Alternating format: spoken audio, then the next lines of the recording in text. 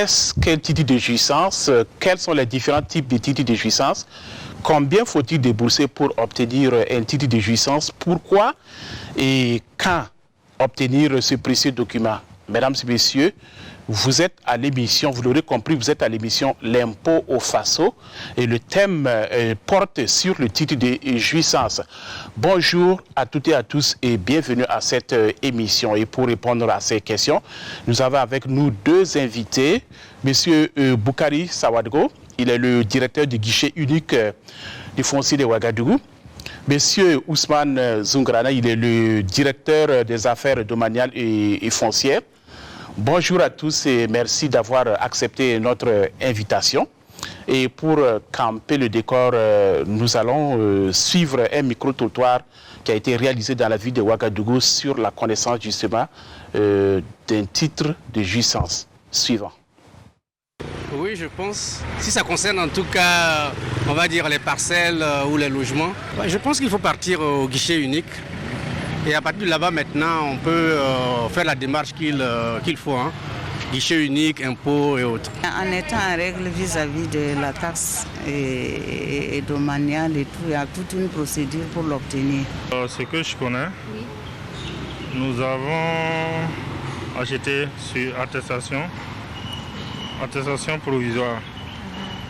Après, on me dit que, en tout cas, normalement, je devrais avoir un titre de jouissance, c'est-à-dire le PIH et le PIH, le permis urbain d'habitation. Mais je n'ai pas encore fait les démarches, mais je connais au moins un peu. Je pense que c'est un document foncier qu'on obtient après avoir payé certaines taxes. Et je pense qu'il faut se rendre au service des domaines pour payer des taxes, mais je ne sais pas quelles taxes exactement, et qui permettrait de pouvoir jouir au fait d'un espace. Je n'ai pas de titre de jouissance, mais je sais qu'un titre de jouissance, c'est un document qui permet à tout un citoyen d'avoir accès à un logement. Voilà, vous avez bien entendu ce que chacun a dit par rapport au titre de jouissance.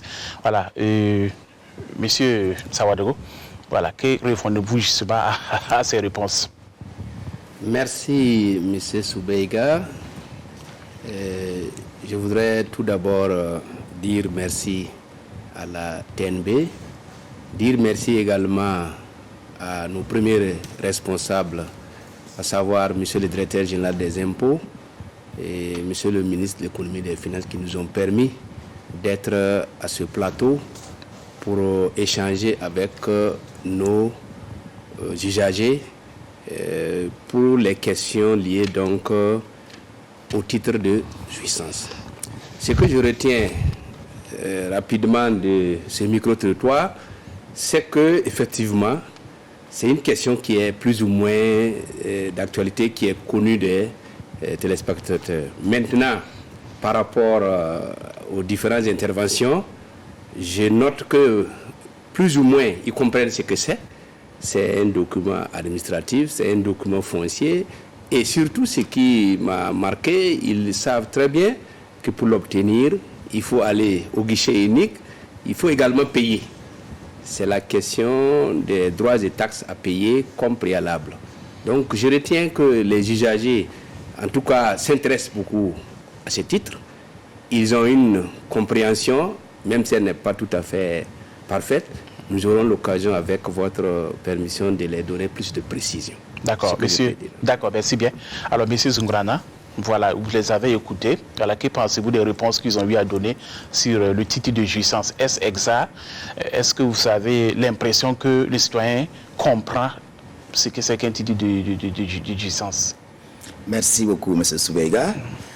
Je pense que c'est une belle occasion, effectivement, de pouvoir échanger avec nos clients, nos concitoyens, qui sont préoccupés effectivement par ce type de jouissance dont il est question. Oui, et à les écouter, je pense qu'ils comprennent plus ou moins ce que c'est qu'un titre de jouissance. Des définitions qu'ils ont données, en français facile, ça permet de comprendre quand même de quoi il s'agit.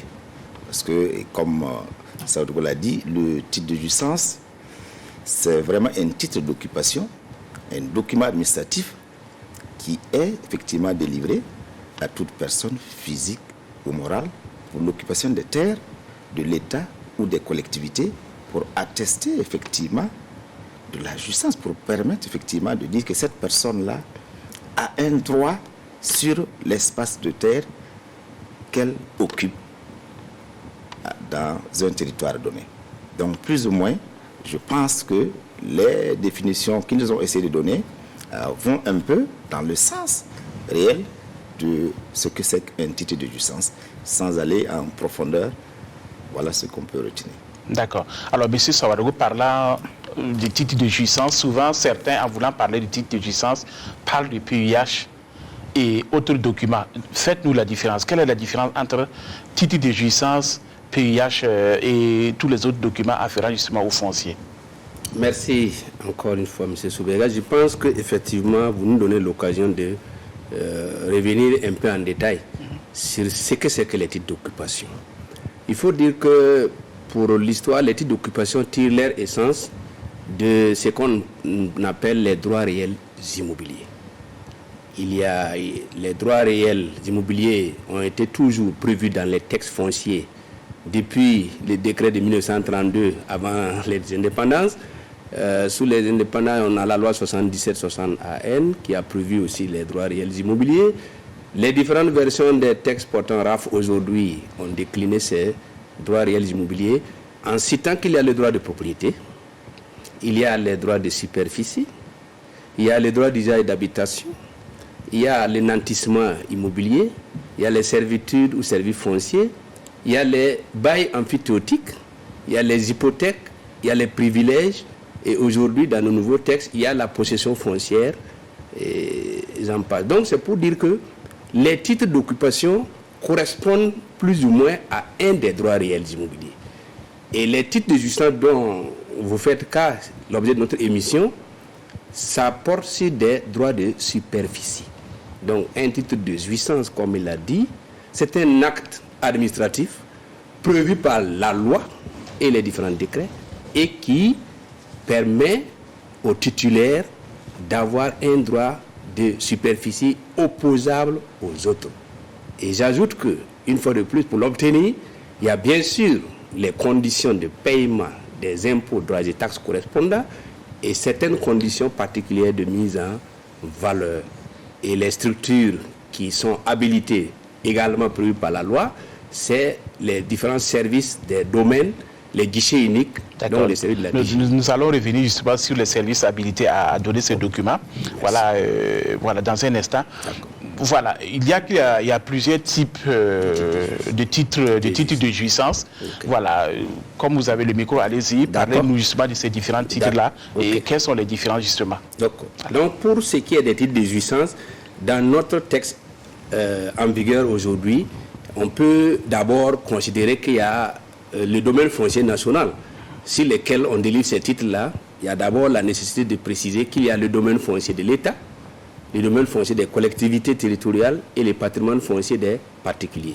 Donc, les titres de jouissance ont été également définis en fonction de ces trois domaines, en gros, mais plus le domaine de l'État et le domaine des collectivités. Au titre du domaine foncier de l'État, nous avons comme titre de jouissance l'arrêté de cession provisoire, vous avez le permis d'occuper, vous avez le bail amphithéotique et l'arrêté d'affectation. Ce sont les 4 titres de jouissance prévus sur le domaine foncier de l'État.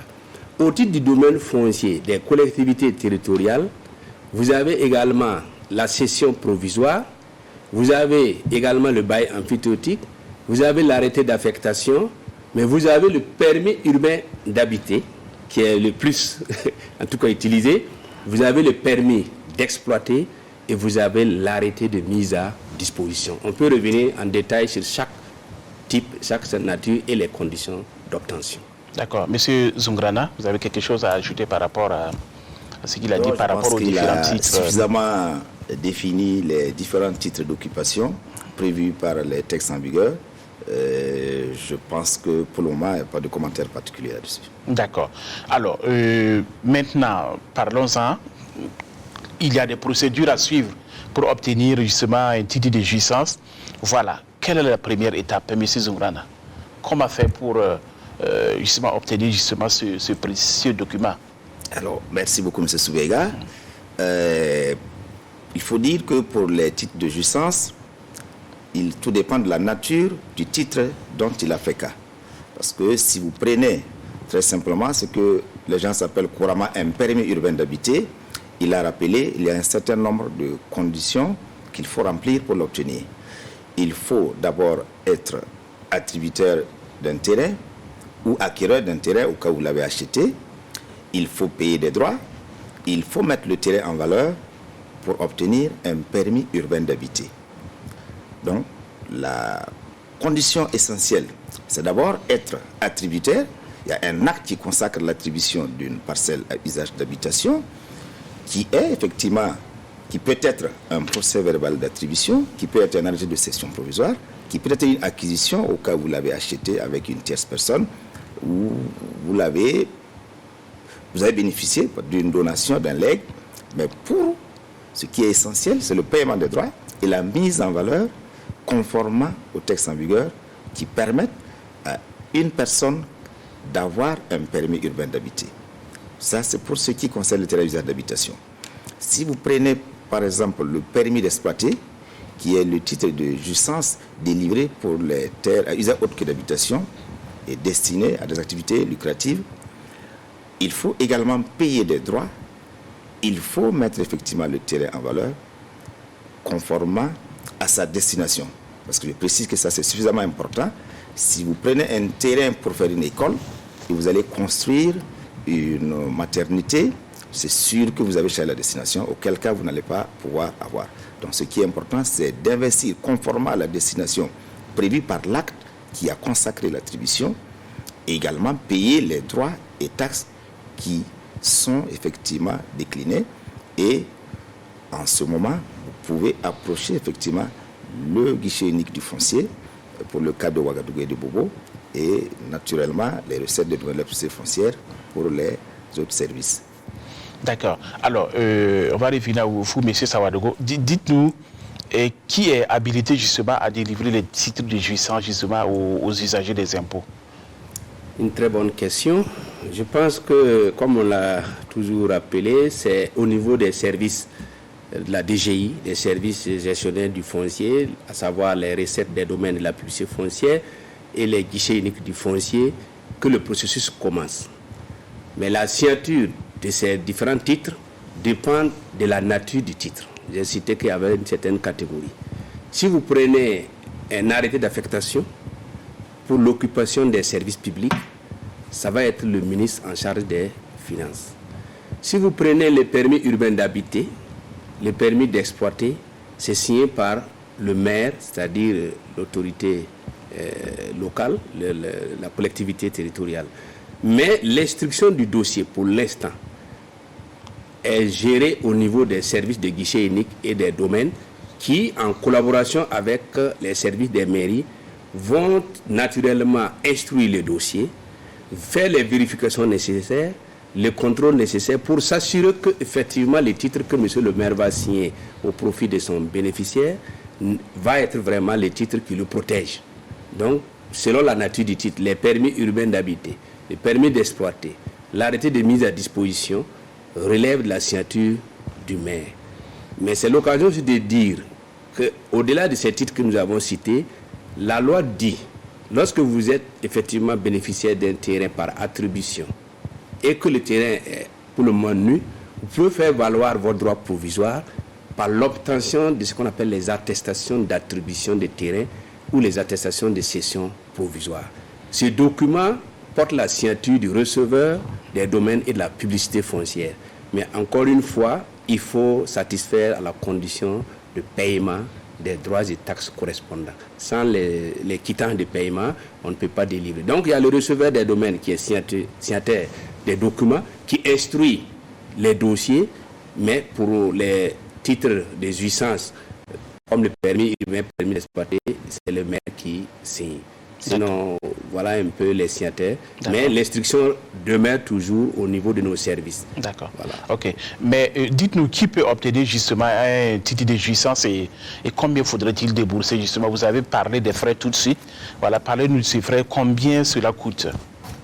Alors, merci. Je voudrais juste ajouter au propos de M. Sawadogo également, il y a aussi l'attestation de possession foncière rurale, qui est également un titre de jouissance délivré, comme il a dit, par le maire de la commune territorialement compétente, qui est géré et encadré par la loi 34/2009 portant un régime foncier rural.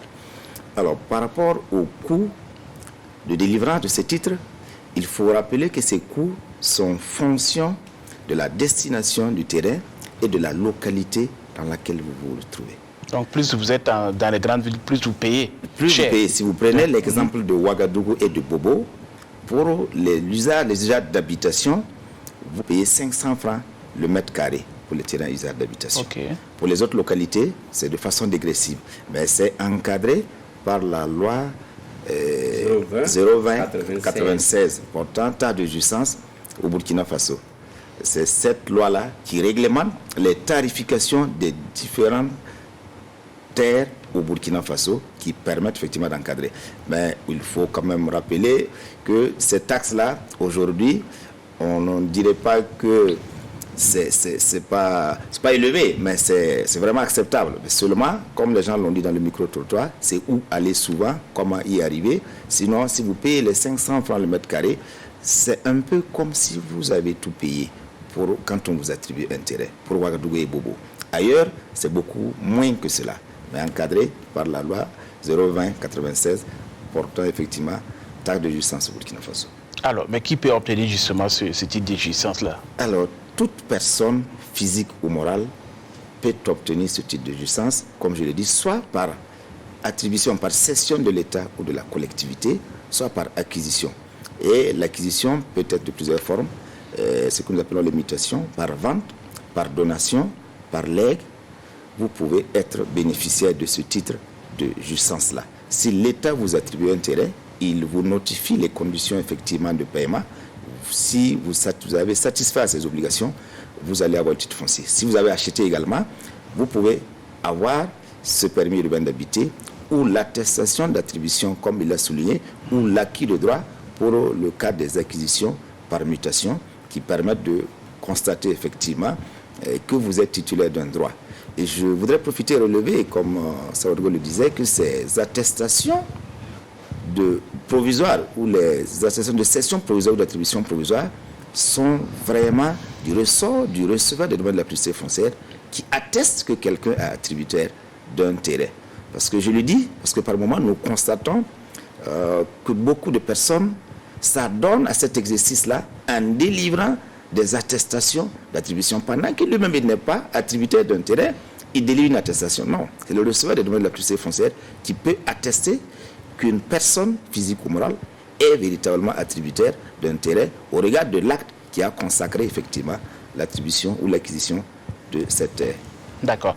Alors, quand on perd par exemple un titre de jouissance, que faut-il faire en ce moment? Est-ce que le duplicata par exemple a la même valeur que le document officiel? Merci, je dirais par l'affirmative. Ok. Maintenant, comment l'obtenir? C'est également une procédure et c'est au niveau des mêmes services que nous avons cités. Les conditions d'obtention du duplicata, il faudrait naturellement avoir un certificat de perte, la déclaration de perte, pour justifier que vous avez perdu le document, faire la preuve donc de ce titre que vous avez perdu si vous avez une photocopie et s'adresser à nos services pour faire donc la demande de duplicata. Mais avant de revenir sur cette question, j'aimerais revenir sur la question de coût. Okay. Pour dire, il a abordé la question des mutations. Bon, il faut quand même dire qu'en plus, la taxe de jouissance que nous prenons, il y a le code général des impôts, notamment le code de l'enregistrement qui a prévu également des formalités et des droits de mutation que nous percevons. Donc, effectivement, au Guichet Guinique, il y a des frais de mutation. Lorsque vous achetez, vous avez en plus, s'il y a la taxe de jouissance à payer, vous avez les droits de mutation à percevoir. Mais je peux rassurer que le gouvernement a vraiment fait beaucoup d'efforts dans ce sens pour faire vraiment des diminutions des taux. Et même aujourd'hui, nous sommes à des forfaits. Voilà, l'Assemblée a accepté, voter une loi qui permet de faire des forfaits. Et je pense que le micro-territoire a noté que c'est des montants qui restent toujours importants. mais nous pensons quand même qu'il y a beaucoup d'efforts ont été déjà faits. Et selon la localité, parfois les montants sont quand même assez accessibles. Donc le duplicata a la même valeur juridique que le titre initial, mais il faudrait s'entourer de garanties pour l'établir, parce qu'il ne faudrait pas que le duplicata aussi circule pendant que l'original circule. Il faut qu'on s'assure que vraiment c'est une perte et qu'on doit considérer que l'original n'a plus sa valeur juridique et il est remplacé par le duplicata. D'accord. Et est-ce qu'un titre de jouissance a un délai de prescription? Ou bien quand vous l'avez, c'est pour toute la vie et voilà? Alors, je peux dire oui et non, parce que quand vous prenez, il y a des titres de jouissance permanents, des titres de jouissance temporaires. Si vous prenez le permis de bien d'habiter ou le permis d'exploiter, ce sont des titres de jouissance permanents. Mais si vous prenez un titre de jouissance, comme par exemple le permis d'occuper, comme il a dit, c'est un titre de jouissance temporaire, précaire et révocable. Si vous prenez le bail emphytéotique, c'est un titre de jouissance temporaire, mais de longue durée, 18 à 99 ans. Donc en fonction de la nature du titre, on peut dire que, mais ce n'est pas une prescription, mais c'est un des, parce que si vous prenez le bail, c'est comme un contrat. Donc à l'expiration de l'échéance, naturellement, s'il n'est pas renouvelé, ça veut dire que les droits sont éteints. Mais si vous prenez le permis de bien d'habiter ou le permis d'exploiter, il n'y a pas de délai de péremption en la matière. Juste pour ajouter à ce que M. Sawadgo dit par rapport au duplicata, comme il l'a dit, ça a vraiment la même valeur que le document initial. Il faut peut-être ajouter qu'au-delà effectivement de la déclaration de perte, qui est un élément important parce que c'est une précaution qu'il faut avoir dès que vous perdez un document important comme un titre de jouissance. Mais également, on s'assure aussi que votre titre de jouissance n'a pas été, par exemple, hypothéqué à quelque part. Ce qui nous permet de demander ce que nous appelons un état de droit réel. C'est-à-dire que c'est un document qui atteste que votre titre-là n'a pas de charge. S'il n'y a pas de charge qui grève l'immeuble, ça permet également de savoir que votre titre de jouissance est libre de toute charge particulière. Ce sont des éléments également importants qui sont demandés pour l'établissement du duplicata, qui est aussi valable que l'original, puisqu'il vient annuler en réalité le document initial comme il l'a précisé. D'accord. Et est-ce que quelqu'un peut être déchu justement de son titre de jouissance? Est-ce que c'est possible? Non, en réalité, il a souligné qu'il y a des cas de mutation. Oui. Il faut dire que les mutations peuvent faire l'objet de mutations volontaires. Vous pouvez décider de vendre. On va parler de ces différentes sortes de mutations. Voilà. Il y a des donations. Il y a des mutations par vente. Oui. Les mutations par donation. Oui. Par succession. Ça, c'est le cas de décès. Et il y a également par échange. C'est-à-dire, vous pouvez décider entre vous, moi j'ai mon terrain de Bobo, vous avez celui de Ouaga, vous avez vos deux titres, vous venez dans nos services, on vous fixe les conditions et puis vous changez. Donc, il y a plusieurs catégories de mutations, mais il y a également les mutations forcées. Tout à l'heure, il parlait des cas, si votre terrain ne fait pas l'objet de charges. Il y en a qui peuvent aller prendre des crédits bancaires, mais accepter qu'en ce moment, l'hypothèque, c'est une sûreté qui permet à la banque de poursuivre votre immeuble en quelques mains que se trouve, pour pouvoir se faire payer. Donc ça peut faire l'objet de mutations forcées par un jugement d'adjudication ou quelque chose comme ça. Donc il y a des mutations forcées, mais la grande majorité c'est des mutations volontaires. Sinon, si votre titre n'a pas un problème particulier conformément au texte en vigueur, comme il a dit, si c'est un titre permanent, il n'y a pas de problème. Ensuite, on voulait dire qu'il y a d'autres types particuliers de mutations qui peuvent s'opérer. C'est le cas de l'expropriation pour cause d'utilité publique. C'est-à-dire que si l'intérêt général prime et que l'État doit engager des grands travaux, même votre titre de jouissance peut être touché. Mais je rappelle que c'est bien encadré. La RAF l'avait bien encadré. Il y a une loi spéciale concernant l'expropriation qui vous accorde tous les droits liés à votre titre avant que vous puissiez être dépossédé donc de votre bien. Ça veut dire que vous avez une indemnisation préalable à la hauteur de vos droits avant d'être. Donc si ce n'est pas les cas d'expropriation, saisie involontaire, obligation, les cas de mutation volontaire, sinon naturellement si quelqu'un a son titre, il n'a pas de problème particulier, c'est un titre régulier, je pense qu'il ne peut pas être dessaisi. D'accord, et un particulier par exemple qui a un titre de jouissance et l'État veut faire des investissements sur son terrain, est-ce que la personne a la possibilité de refuser? Oui. Étant donné que c'est l'État. Vous revenez pour que je dise un peu plus. Voilà, tout à fait. C'est l'expropriation pour compte public. Exactement, oui. Mais c'est le patron qui est là, hein, c'est lui qui conduit toutes les grandes opérations d'expropriation pour compte public. D'accord. Vous avez l'université de Ouaga, vous avez les échangeurs, les routes de contournement. Naturellement, ça touche des titulaires de titres. Mais je crois qu'il va peut-être donner des précisions comment il arrive à gérer. Voilà comment gérer ce genre de situation. D'accord, merci. Avant de répondre précisément à cette question, comme il a dit, effectivement, la déchéance des titres-là dépend, comme il a dit, de la nature du titre et d'autres préoccupations particulières. Quand vous prenez des titres de jouissance temporaires, comme les arrêtés de cession provisoire qui sont donnés, c'est des conditionnalités. Si vous ne remplissez pas les conditions, à des moments précis, vous pouvez être déchu de votre droit. Quand on vous donne un terrain pour faire du commerce, on vous dit non, vous avez par exemple 5 ans pour construire. Si en l'issue de 5 ans, vous n'avez pas construit, c'est une cour de déchéance. Vous pouvez être déchu de votre droit. Si on vous donne le terrain pour construire une école, comme je l'ai dit, vous allez construire un bar, c'est une cour de déchéance. Le changement de destination, c'est une cour de déchéance. Ce qui fait qu'on peut vous déchoir effectivement de vos droits. Donc ça également, ce sont des éléments. Et même pour le non-paiement des droits, on peut vous déchoir de vos droits de jouissance. D'accord. Alors, pour l'expropriation pour cause d'utilité publique, comme il a dit, et vous l'avez si bien dit, l'État quand même doit avoir raison sur le particulier, mais c'est bien encadré. Parce que pour faire une expropriation pour cause d'utilité publique, il y a des préalables. Il faut d'abord faire la déclaration d'intention. L'autorité qui souhaite effectivement réaliser un projet doit pouvoir faire la déclaration d'intention pour dire nous voulons réaliser ce projet-là dans tel espace et à tel coût.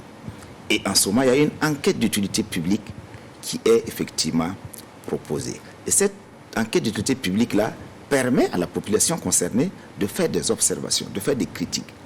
Et si cette enquête d'utilité publique n'est pas concluante, on est obligé de laisser tomber le projet. Mais si l'enquête d'utilité publique, effectivement, est concluante, c'est-à-dire que tout le monde est d'accord sur l'intérêt général du projet, comme Sadou l'a dit. En ce moment, l'État déclare la zone là.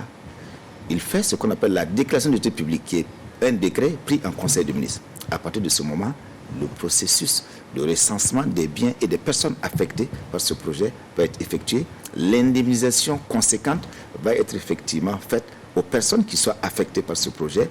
En ce moment-là, on peut faire la prise d'immeubles effectivement de ces terrains qui seront certainement affectés par le terrain, par le projet.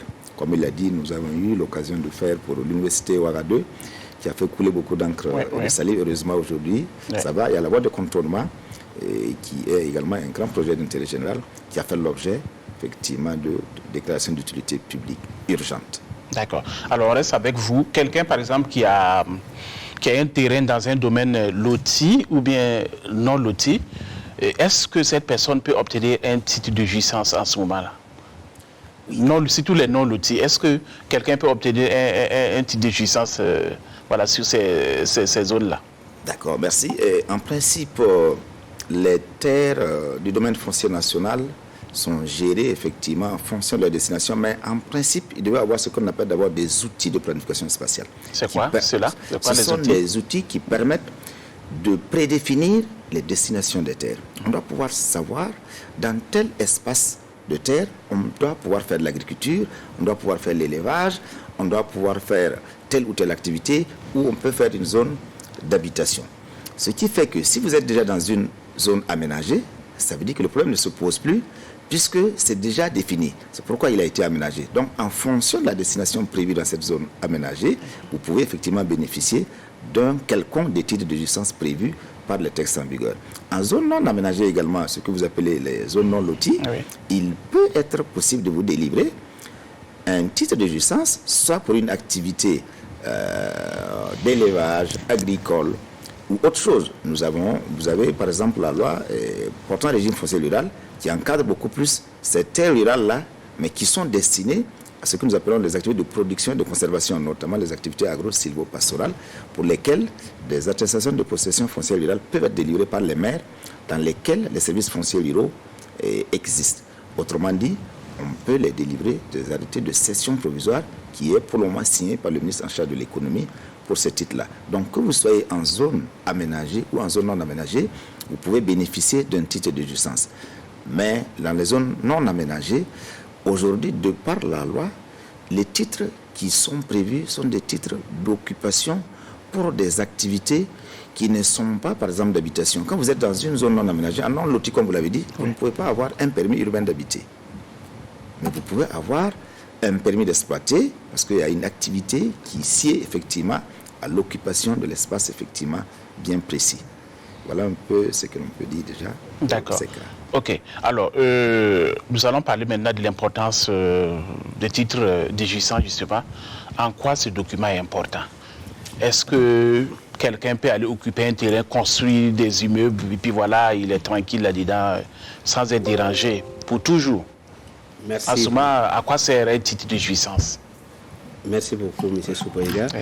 Il faut dire que les titres de jouissance tirent leur importance de par la loi. Okay. Je vous ai rappelé que c'est depuis les textes avant les indépendances, les textes des indépendances, nous avons les RAF.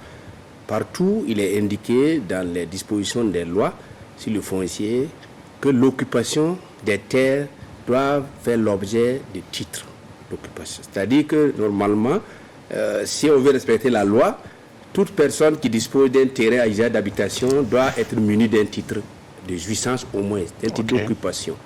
Donc déjà, c'est important. Ensuite, les titres que vous détenez de par la loi, délivrés par les services compétents, après paiement des droits et taxes, vous confère un droit réel immobilier qui est opposable au tiers.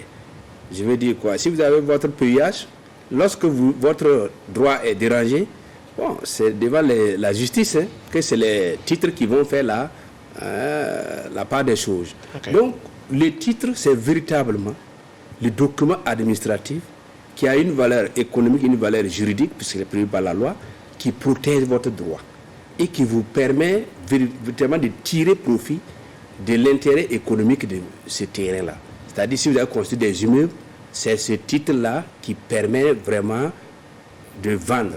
Si vous voulez vendre un terrain, bon, vous savez très bien, c'est au guichet unique, c'est le titre, c'est pas autre chose. Si vous voulez aller en banque, le banquier s'intéresse à votre titre. Donc le titre est vraiment un document de crédit immobilier, c'est l'acte qui vous permet de disposer de votre bien, d'utiliser les fruits, de même céder. Ensuite, je peux noter que jusqu'aux attestations d'attribution, c'est ce document-là qui vous permet d'aller demander, par exemple, le permis de construire. De demander, si vous demandez un changement de destination, il faut forcément faire la preuve. Donc le titre, c'est la preuve matérielle que vous êtes le titulaire du droit et pas quelqu'un d'autre. Voilà pourquoi nos services travaillent à éviter d'avoir, en tout cas, plusieurs titres. On doit avoir un seul titre sur un terrain. Cela veut dire que si vous avez une attestation, vous voulez passer au PIH, naturellement, on vous exige au guichet unique l'original. C'est parce que lorsque vous remplissez les conditions pour obtenir le PIH, on doit éliminer, détruire entre griffes, si vous me permettez les mots, l'attestation originale et vous délivrer un nouveau titre. Ces titres-là peuvent évoluer jusqu'au titre foncier, qui n'est pas l'objet de notre débat, mais une fois de plus, si vous allez demander un titre foncier en ayant un PIH, vous êtes obligé de nous envoyer l'original que nous allons détruire. Donc, un titre par terrain. On ne doit pas avoir deux titres, normalement, sauf les cas de difficulté. Ensuite, j'ai toujours dit, lorsqu'il y a du contentieux, lorsqu'il y a des difficultés, chacun peut faire valoir ses droits qu'à travers les titres. Donc, les titres de jouissance ont une importance capitale. Et nous profitons de votre plateau pour inviter tous les usagers de venir au guichet unique pour chercher les titres. J'en parle parce que nous connaissons beaucoup de difficultés liées à l'absence de titres. Beaucoup ont des terrains, ils y habitent, mais sans titre, par la suite, c'est des contentieux. Alors que, naturellement, les terrains et les titres survivent pendant que nous passons. Il y a beaucoup de successions, mais lorsque les héritiers n'ont pas de titres, ça pose véritablement des problèmes. Donc, je pense que les titres doivent être vraiment cherchés pour chacun, pour l'ensemble de ceux qui a comme bien immeuble, pour protéger ses droits et pouvoir éviter surtout le contentieux ou les litiges. D'accord. Justement, pendant qu'on y est, M. Sawadou, est-ce que quelqu'un, par exemple, qui reçoit une fiche d'attribution d'un promoteur immobilier peut venir au guichet unique de foncier et puis se faire attribuer justement un titre de jouissance? Est-ce que c'est possible? Merci. Je pense que je peux dire oui et non. Oui et non parce que nous avons toujours des conditions préalables. Comme je l'ai dit, l'activité de promotion immobilière est encadrée. Il y a plusieurs textes notamment la loi sur la promotion immobilière, ça c'est du ressort du ministère en charge de l'urbanisme, il y a des documents préalables que le promoteur doit disposer. Ensuite, il est dit que pour exercer son activité, le promoteur même doit disposer d'un titre d'occupation du terrain. C'est même une condition normale. Si vous n'avez pas votre titre, vous ne pouvez pas vendre à M. Soubega. Il faut que M. Soubega puisse bénéficier du titre. Donc lui-même, il a d'abord l'obligation de venir dans nos services pour obtenir son titre. Et le titre qui est prévu pour la promotion immobilière, c'est le titre foncier, parce que nous savons que c'est une activité qui, en tout cas, nécessite beaucoup de financement et qui permet, le titre foncier permet d'aller au niveau des institutions financières pour solliciter des crédits pour pouvoir faire le travail. Donc, j'ai dit oui. Pour les promoteurs qui ont eux-mêmes obtenu des titres chez nous, le problème est réglé. Ils donnent des actes de vente à leurs clients. Ils peuvent même venir eux-mêmes solliciter auprès des guichets de chaque jour nous en délivrons et nous pouvons établir les titres à votre profit. Malheureusement, beaucoup aussi n'ont pas encore franchi l'étape d'obtenir tous les documents au niveau des services de l'urbanisme. Les dossiers ne sont pas encore introduits même chez nous ou bien c'est en cours. Et à ce niveau-là, si vous venez chez nous avec une fiche, bon, vraiment on est désolé, on ne peut pas recevoir ce dossier pour le moment. D'accord. Alors, M. Zungrana, est-ce que vous avez quelque chose à ajouter par rapport à l'importance justement d'un titre de jouissance? Merci beaucoup. Non, le titre de jouissance par excellence, comme il a dit, c'est le document qui permet d'attester véritablement votre droit sur l'occupation d'une terre de l'État ou de la collectivité. C'est comme si vous roulez avec votre voiture, vous n'avez pas un document relatif. Ça veut dire que la voiture, là, c'est pas évident que ça vous appartienne. Vous avez une moto, vous n'avez pas de récépissé, vous n'avez pas de carte grise, ça veut dire que vous n'avez pas encore de moto. Donc c'est important véritablement d'avoir effectivement un titre de jouissance pour une terre que vous occupez. Maintenant, pour ajouter par rapport aux fiches dont vous faites cas, normalement une fiche d'attribution est consécutive à un acte juridique d'attribution. Et comme je l'avais rappelé, celui qui délivre une fiche doit viser un document pour dire que non, cette fiche-là, vous êtes attribué suivant tel document. Donc par conséquent, il serait difficile pour un promoteur immobilier de délivrer une fiche d'attribution parce que le promoteur immobilier n'attribue pas de terrain. Il essaie d'obtenir les terrains et il les vend ou il les donne. Donc par conséquent, il doit s'approprier lui-même de la terre. C'est pourquoi depuis la loi de 2008 portant promotion immobilière, le document par excellence pour un promoteur immobilier, c'est le titre foncier ou le bail emphytéotique. Auquel cas, la vente qui est consacrée doit être faite par un acte authentique, c'est-à-dire que par un notaire. En principe, c'est de ça qu'il s'agit. Donc, si vous voyez une fiche provisoire ou une attestation qui est délivrée par un promoteur immobilier, c'est parce que ce promoteur immobilier n'a pas encore le titre dont il doit effectivement en avoir. Par conséquent, il ne pourra pas, par ce document, transférer son droit à une tierce personne qui aurait acheté. Donc le conseil que nous avons, c'est vraiment demander aux promoteurs immobiliers d'aller jusqu'au bout, obtenir le titre foncier à leur profit et puis céder les terres-là aux collectivités. Parce que je rappelle que la loi a fait de façon préférentielle, permis aux promoteurs immobiliers d'avoir des titres fonciers sur des terrains non mis en valeur, pour les terres à usage d'habitation. Par contre, vous et moi, nous ne pouvons pas avoir un titre foncier sur un terrain à usage d'habitation si nous ne l'avons pas mis en valeur. Mais pour le promoteur immobilier, on dit non, on te permet d'avoir un titre foncier sur un terrain non mis en valeur, mais quitte à toi de mettre le terrain en valeur si tu fais de la promotion immobilière avant de vendre le terrain. Mais si tu fais de la promotion foncière, tu peux vendre le terrain nu. Mais si tu fais de la promotion immobilière, non seulement tu dois avoir le titre foncier, mais tu dois pouvoir mettre le terrain en valeur avant de le vendre. Au moins que ça ne soit une vente sous condition de réalisation effectivement des investissements. D'accord. Voilà. Alors, on a entendu le titre de jouissance, c'est un document extrêmement essentiel. Alors, beaucoup ont des préoccupations. Voilà, nous avons rencontré des usagers, justement, des impôts, services des impôts qui ont posé quelques préoccupations et certaines des questions. Et nous allons les écouter en attendant, avant de revenir ici au plateau pour que vous puissiez apporter des réponses. Si les concernés pouvaient faire peut-être, je ne sais pas, comment peut-être inviter la presse, peut-être parler, ou bien faire peut-être des trucs. Bon, montrer quand même la route, la voie, apprendre bien des choses quand même que les gens pourraient savoir quoi. Ça serait vraiment mieux. Si un jour le besoin s'exprime, ce serait de l'obtenir assez facilement par rapport aux autres documents qui des fois traînent niveau du foncier. D'après en tout cas les explications aussi que j'ai, au niveau ça traîne dans le processus. Parce qu'il y a un qui m'a dit que lui il a déposé ça après 3 ans, il n'a pas encore eu. Donc ce qui fait que je n'ai même pas encore déclenché ça. Côté coût aussi, si on peut essayer de voir, parce que 500 000, c'est bien vrai que c'est sur des parcelles non viabilisées tout, mais 500 000, je trouve que c'est élevé. Donc si on peut le voir tout ça. Ce que je sais, c'est que peut-être que ça a besoin d'être digitalisé au maximum, parce que ça prend beaucoup de temps, beaucoup d'allers-retours. Et donc ça serait bien qu'on puisse de chez lui déjà commencer en fait la démarche sur Internet et arriver seulement à payer. Et puis bon, pourquoi même pas payer, on va dire, électroniquement et puis simplifier. Les titulaires d'immeubles se plaignent de la cherté, voilà, des droits d'accès au titre de jouissance, notamment les taxes qui sont liées à l'obtention des titres de jouissance. Donc si, en tout cas, on pouvait diminuer un peu ces taxes et impôts liés en matière foncière pour permettre aux gens de pouvoir accéder, de pouvoir établir les actes de jouissance. Moi personnellement, ce que j'allais suggérer, s'ils pouvaient vraiment décentraliser ça un peu, même si dans les arrondissements, si on peut vraiment... Par exemple, moi je suis au secteur 39, si un guichet unique peut être dans la zone peut-être, pour s'occuper de la zone du secteur 39 là, pour quand même... Pour qu'il y ait l'air papier, là c'est mieux. Sinon tu viens ici là, non, tu ne vas plus travailler.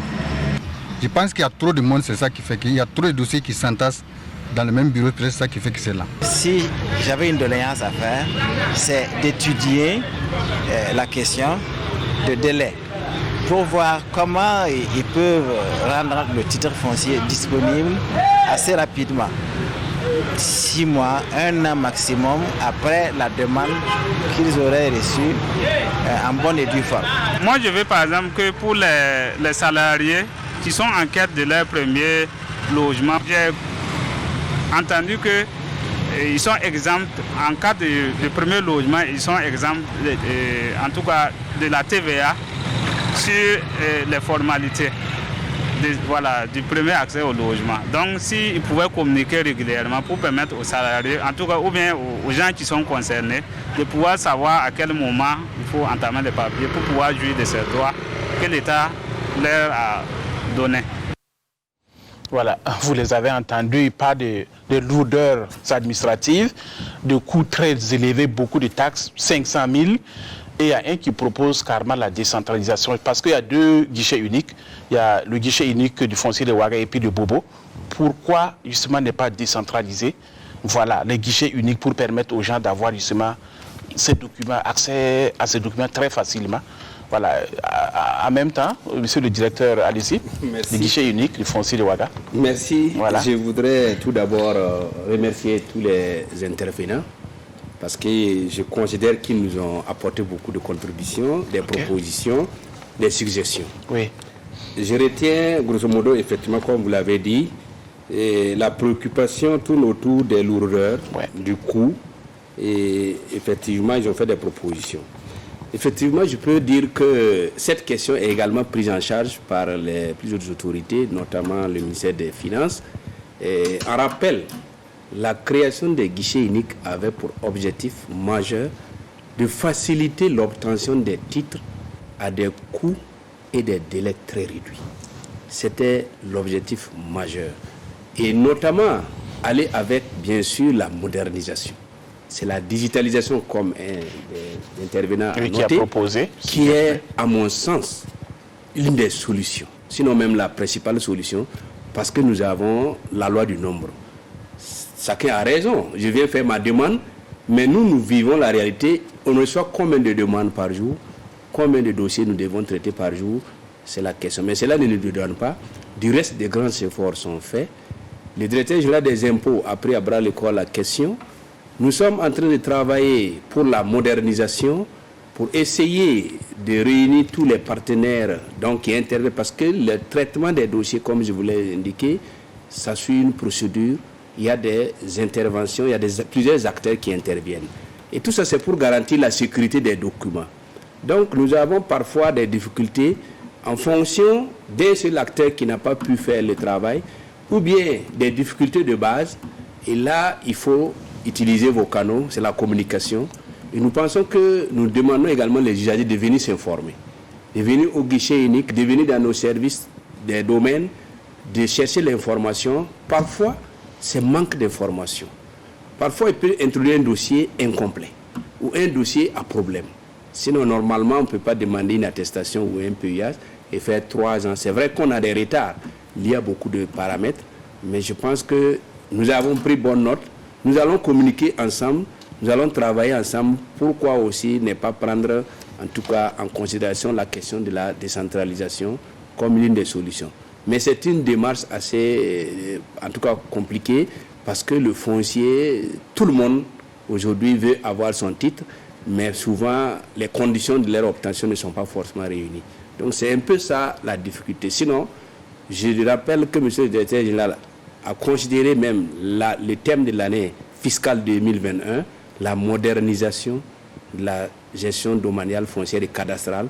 Et beaucoup d'efforts sont faits, on ne peut pas tout détailler ici, pour dire que c'est une préoccupation partagée par l'autorité et nous travaillons à alléger les difficultés. En tout cas, nous voulons mettre à notre actif la communication et vous êtes vraiment encore à nos côtés. Nous voulons également inviter les usagers à venir à l'information. Nous voulons mettre à leur disposition souvent des documents faciles à comprendre, comment procéder pour obtenir. Nous avons fait des dépliants, par exemple, qui donnent la composition des différents dossiers qui sont disponibles. Peut-être que tout le monde n'a pas forcément ces informations, mais nous organisons également des journées portes ouvertes par moment pour expliquer. Si le site de la DGI, il y a souvent des informations concernant. Donc l'un dans l'autre, c'est la communication qui va être notre, en tout cas, moteur pour arriver à régler certaines difficultés et faciliter l'obtention. En tout cas, c'est dans notre intérêt. Plus les gens ont des titres sécurisés, plus il y a des mutations, plus il y a des impôts. Okay. Donc nos recettes aussi en dépendent. D'accord. Alors, M. Zungrana, quand même quelqu'un qui dépose un dossier qui fait 3 ans avant de l'obtenir. Voilà, vous avez entendu également trop de lourdeur. On est au XXIe siècle. Est-ce qu'il ne faille pas essayer de voir pour faciliter les choses? Absolument d'accord avec vous. Les préoccupations qui ont été notées sont justifiées. Je note d'abord qu'il s'agit d'abord du déficit de communication de notre administration. Comme Saoudou l'a dit, nous faisons des efforts. Comme on le dit, ce n'est pas encore arrivé. Okay. Mais nous continuons à communiquer davantage. C'est pourquoi nous saluons au passage vraiment cette émission qui nous permet déjà de dire quelques mots sur la question foncière. Alors, il faut distinguer parce que des intervenants, il y en a qui ont parlé de titre foncier, il y en a qui ont parlé, voilà, c'est 2 éléments différents. Parce que le titre de propriété a une autre procédure pour laquelle certainement on aura l'occasion de revenir. Mais pour les titres de jouissance également, on a aussi des préoccupations. Comme le directeur du guichet unique l'a dit, ce sont des questions dont le traitement est transversal. C'est vrai, si vous prenez le document du guichet unique du foncier qui est le manuel de procédure de traitement des dossiers domaniaux, il y a des délais qui sont prescrits, des délais très brefs qui sont prévus dans ce document et qui concernent en réalité tous les acteurs qui sont dans la chaîne de traitement des dossiers.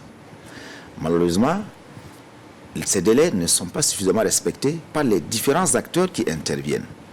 Quand vous prenez une demande effectivement de permis urbain d'habiter qui est déposée au guichet unique du foncier, qui doit être transmise sans délai au receveur des domaines de la propriété foncière, qui instruit les dossiers et qui prépare le permis urbain d'habiter à la signature du maire. Donc vous voyez déjà, il y a 3 acteurs qui interviennent effectivement dans ce processus-là. Mais ce qui aurait été intéressant, si la digitalisation, comme quelqu'un l'a dit, était effective, je pense qu'on aurait permis de réduire considérablement les délais. Parce que ce qui est prévu au niveau du guichet unique du foncier, c'était une digitalisation totale. Il y a ce qu'ils ont comme outil de gestion qui est le système intégré de guichet unique du foncier qui permettait en réalité, dès que vous déposez un dossier, de numériser tous les documents et au même instant, dès que vous avez validé, le receveur a les éléments dans sa machine. Le maire a ces éléments. Malheureusement, ce n'est pas la réalité parce que c'est grippé aujourd'hui, il faut le dire. Notre système intégré de guichet unique a des difficultés dont nous sommes en train de vouloir régler. Donc, 3 mois, 6 mois pour obtenir un permis urbain d'habiter, cela effectivement n'est pas une chose très aisée. Nous avons constaté également par moments, ça aussi il faut le dire, que certains acteurs comme certains maires ne signent pas effectivement les titres de jouissance de façon en tout cas très urgente. C'est vrai qu'il y a beaucoup de difficultés qui sont liées parce que si vous vous rappelez, il y a beaucoup de maires qui ont eu des soucis en termes de gestion effectivement de ces documents. Mais ça ne nous dédonne pas, comme il l'a dit, parce que pour nous, que ce soit le maire, que ce soit le receveur, que ce soit le guichet unique, c'est l'administration tout entière qui doit travailler à améliorer son système de gestion de sorte que le contribuable soit satisfait dans sa requête de permis urbain d'habiter. Donc, véritablement, la difficulté que nous avions, c'est le traitement manuel, effectivement, de toute cette chaîne de gestion-là, que nous sommes en train de travailler pour moderniser, pour simplifier davantage, afin de réduire non seulement les coûts dont, effectivement, certains ont parlé, mais surtout les délais. Si nous arrivons à digitaliser tout le processus, je suis convaincu que quelqu'un qui garderait un dossier dans ses tiroirs, le système même va dire non, toi, le dossier là est toujours dans ton bureau, ce qui permet d'interpeller. Mieux encore, ce qui est même prévu, c'est que vous pouviez à un moment donné, comme quelqu'un l'a dit, à partir de son téléphone, à partir de son bureau, payer même l'impôt, déposer son dossier. Nous travaillons effectivement à cela et je crois que très bientôt, on va y arriver. D'accord. Alors, nous avons également recueilli quelques préoccupations des internautes. Et je vais vous les dire. Alors, la première question posée, c'est peut-on annuler un PUH qui est déjà signé? Voilà, c'est une question posée par un internaute. La deuxième question, la personne demande simplement d'expliquer les conditions et les taxes à remplir pour une mutation de nom pour un terrain à usage d'habitation. Par exemple, à Ouagadougou, c'est une question posée par M. Locré Ganem Touré, qui est au secteur 18 de Ouagadougou. Nous allons commencer par la première question. Voilà, M. Sawadougou, comment peut-on annuler un PUH qui a déjà été signé? Bon, je dirais que comme on a développé suffisamment sur les titres, oui. En toute logique, si le permis a suivi toute la procédure, les conditions ont été vraiment remplies et que c'est représentatif de votre droit initial, normalement, je ne vois pas pourquoi on doit l'annuler. Mais vous comprenez bien que s'il y a eu des difficultés, s'il y a eu du faux, usage de faux, quelque part, quelque chose a manqué, bon, ça peut conduire à ce que votre permis puisse être attaqué. C'est-à-dire que devant les juridictions, si se trouve que vous avez fait le permis en utilisant des identités fausses, bon, vous pouvez être appelé, en tout cas, à répondre et la justice peut véritablement rendre une ordonnance d'annulation. Et en ce moment, l'administration qui a établi le permis va également prendre cela en charge pour son annulation. Donc, normalement, un permis est annulé lorsque véritablement les conditions de son annulation aussi sont prouvées. Sinon, je ne pense pas que ça soit de façon normale qu'on doit l'annuler. Maintenant, je ne sais pas s'il y a d'autres cas. C'est vraiment des cas où on rencontre que le permis n'a pas été établi dans les bonnes conditions, ou bien il y a un litige. S'il y a eu des erreurs aussi de l'administration des institutions où on a fait 2 permis, naturellement, il faut annuler un permis parce que le terrain ne doit avoir qu'un seul titre. Donc, certainement qu'il a un cas, mais l'un dans l'autre, c'est l'irrégularité qui peut justifier qu'on puisse annuler. D'accord. Pour la deuxième question, allez-y en même temps avant que Zungrana ne complète. D'accord. Voilà, les conditions et les taxes à remplir pour une mutation justement de nom pour un terrain à usage d'habitation dans les grandes villes comme Ouagadougou. D'accord. Ouais. Merci. Effectivement, les conditions de mutation, il faut d'abord dire qu'il y a la composition du dossier. Il faut un certain nombre de prérequis.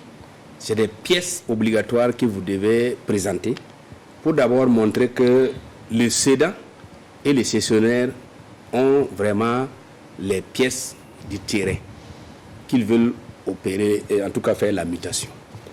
Donc les conditions, c'est d'avoir les pièces requises. Et la loi a prévu le manuel de procédure à fixer. Il faut naturellement, comme il s'agit d'un droit réel immobilier, il faut d'abord le titre. Si vous avez une attestation, c'est l'attestation qui est le document principal objet de la mutation. Si vous avez un PUH, pour le terrain usage d'habitation, c'est le PUH que vous avez, l'original que vous allez présenter. Maintenant, il y a également des demandes, des imprimés que vous allez remplir pour constater votre opération. Vous pouvez faire légaliser obligatoirement ces imprimés au niveau du commissariat. Je rappelle que le guichet unique a un commissariat un service qu'on appelle service de légalisation des actes de certification des signatures, qui est la seule structure qui, en tout cas, atteste les signatures des acteurs en mutation. Donc, c'est pour dire que, pour le moment, il faut réunir les pièces requises pour pouvoir faire la mutation. Et c'est l'identité des deux parties, l'original du titre, vous avez les actes de vente que vous devez légaliser, vous avez également, vous avez également les quittances de paiement, parce que j'ai dit qu'il y a toujours les conditions de paiement, que vous devez prouver que vous avez payé, mais tous les dossiers introduits, l'administration fait la liquidation, calcule les impôts, vous payez, si vous remplissez toutes ces conditions, vous êtes en droit d'introduire votre dossier. Vous pouvez également passer par acte notarié, cela ne vous est pas interdit, vous pouvez passer par un notaire pour demander la mutation de votre terrain. Donc, au titre des coûts, je dirais que c'est régi pour les droits de mutation par le cours de l'enregistrement, mais je l'ai dit tantôt, l'État a consenti d'énormes efforts pour fixer des forfaits. Au titre des terrains à usage d'habitation à Ouagadougou, lorsque le terrain est non mis en valeur, il est retenu un forfait de 500 000. Et si le terrain est mis en valeur, le forfait c'est 800 000 avec un plafond de 20 millions de valeur. Parce qu'on ne peut pas dire tous les détails ici, mais on vous a rappelé que pour avoir un permis urbain, il faut qu'on vérifie la mise en valeur. Donc, nos services d'évaluation des opérations de bornage de guichet vont se rendre sur votre terrain, faire l'évaluation, ressortir un procès verbal d'évaluation qui est un indicateur. Si la valeur de vos investissements ne dépasse pas 20 millions, on vous applique le forfait. Maintenant, ce qu'il faut retenir, c'est que nous avons le cas de Ouagadougou, la commune de Ouagadougou, qui semble être un peu chère, mais on a les communes environnantes qui sont comme Silga, Pabré. Là-bas, les coûts sont encore très réduits parce qu'on les considère comme les communes rurales. Alors que tout le monde sait quand on est à Saba, on est pratiquement à Ouagadougou. Donc les coûts sont là-bas très réduits. Et comme je l'ai dit, il y a des dépliants, il y a des documents qui nous fixent rapidement ces coûts-là. Et tous les usagers peuvent avoir accès pour savoir, pour telle localité, en cas de mutation terrain, usage d'habitation, qu'est-ce que j'ai à payer. D'accord. Alors, M. Zungrana, vous avez quelque chose à ajouter par rapport justement aux préoccupations soulevées par les internautes? Bon, juste peut-être un peu. Sinon, pour l'annulation du péage, comme il l'a dit, le péage peut être annulé, comme il l'a dit, pour des cas consécutifs effectivement à des litiges, à des problèmes, dont l'acte même peut être pris effectivement par le tribunal administratif qui peut même effectivement, à l'issue d'un procès, demander à l'administration d'annuler le titre effectivement qu'il a délivré. Il est également annulé par suite de mutation, comme nous l'avons dit, quelqu'un qui a un péage qui cède à une tierce personne à l'établissement du second péage après effectivement vente là. Le premier péage va être annulé par l'administration pour ne pas faire des doublons, comme il l'a dit. Donc c'est vraiment important. Parce que sinon, le vendeur aura un permis et puis l'acheteur également un permis. Donc, naturellement, le permis du vendeur va être annulé pour que l'acquéreur ait un nouveau permis sur lequel souvent nous précisons même annule et remplace tel péage déjà établi. Tout ça pour faire preuve effectivement que c'est suite d'une mutation. Pour les conditions de mutation, il a suffisamment bien développé. C'est lui qui gère les mutations aujourd'hui au niveau du guichet unique. Parce qu'il faut s'assurer que le vendeur est réellement titulaire du droit, parce que ça c'est vraiment important. Pour cela, il faut vraiment vous approcher des services de la Direction générale des impôts, notamment les receveurs des domaines de la publicité foncière, aussi la mairie également qui peut donner des informations. Et au guichet unique du foncier pour Ouagadougou et Bobo, l'acheteur doit pouvoir effectivement s'assurer qu'il paye avec le vrai titulaire effectivement du droit. Et ça, c'est très important. Si cela est réuni, pour les terrains à usage d'habitation, comme le monsieur a demandé, si le terrain est non mis en valeur, il a dit, les coûts sont relativement réduits, et au maximum 500 000 francs, si effectivement la valeur vénale du terrain ne dépasse pas 20 millions. Bien entendu, il y a la taxe de licence qu'il faut payer. Si le terrain n'est pas mis en valeur, autant de mutations, autant de taxes de licence à payer. Et comme nous l'avons rappelé, à Ouagadougou, c'est 500 francs le mètre carré. C'est relativement acceptable. Maintenant, les coûts de mutation, 500 francs. Pour les terrains mis en valeur, si la valeur vénale ne dépasse pas effectivement 20 millions, comme il a dit, ça fait 800 000 francs. Auquel cas, vous ne payez plus de taxe de licence, parce que dès lors que le terrain est mis en valeur, vous ne payez pas une deuxième fois la taxe de licence. Donc, c'est un peu ce que je voulais ajouter. D'accord. Alors, avant de venir conclure, j'ai quand même une question à adresser à M. Sawadou. Voilà. Quelles sont les recettes qui sont engrangées justement dans la collecte justement des titres de jouissance? Par chaque année comme ça, vous engrangez environ combien comme ça de recettes? Oui, merci pour la question. Je peux dire que au titre des recettes, le guichet unique a un service de recouvrement. Donc, est considéré comme unité de recouvrement au sein des UR de la Direction générale des impôts. Et chaque année, vous comprenez, par rapport aux préoccupations du ministère des Finances et des DGI, nous avons des prévisions à atteindre. Et naturellement, ces recettes-là profitent aussi bien au budget de l'État qu'au budget des collectivités territoriales. À titre d'exemple, pour l'année 2021, nous avons des prévisions qui sont de l'ordre de 6 milliards en gros, 5 milliards 900 et quelques. Et Dieu merci, aujourd'hui, nous sommes dans les bonnes tendances. Nous sommes presque autour de 4 milliards et quelques avant la fin de l'année. Donc, c'est quand même des recettes assez importantes. Mais nous pensons que le potentiel est plus que cela. Parce qu'en réalité, nous n'avons pas réuni les conditions pour que les gens viennent vraiment obtenir les titres. Si on fait le pourcentage des parcelles disponibles à Ouagadougou par rapport aux parcelles titrées, nous sommes à un taux jusqu'à présent pas du tout satisfaisant. Ensuite, s'il y a des titres, il y a naturellement les mutations. Et lorsque vous avez aussi des crédits immobiliers, il y a tout un ensemble de droits et taxes, par exemple de publicité foncière, de mutations qui... En tout cas, il y a beaucoup de recettes que nous attendons. Et comme on l'a dit à la DGI, nous pensons que le potentiel fiscal dans le foncier au profit des collectivités territoriales, au profit de l'État, sont assez importants. Mais la DGI, dans son ensemble, on peut considérer que les taxes liées au foncier sont assez importantes. Parce qu'il y a d'autres taxes telles que la taxe foncière sur le bâti et les non-bâtis, la taxe de résidence, l'IRF, qui sont également recourus alors que c'est basé sur le foncier. Donc c'est quand même assez important. Mais nous n'avons pas encore atteint le potentiel au vu de l'existant. D'accord, un dernier tour de table et puis nous allons conclure. Et comme vous avez la parole, voilà, continuez en même temps. Voilà, quel est votre dernier mot? Qu'est-ce que vous avez justement à ajouter?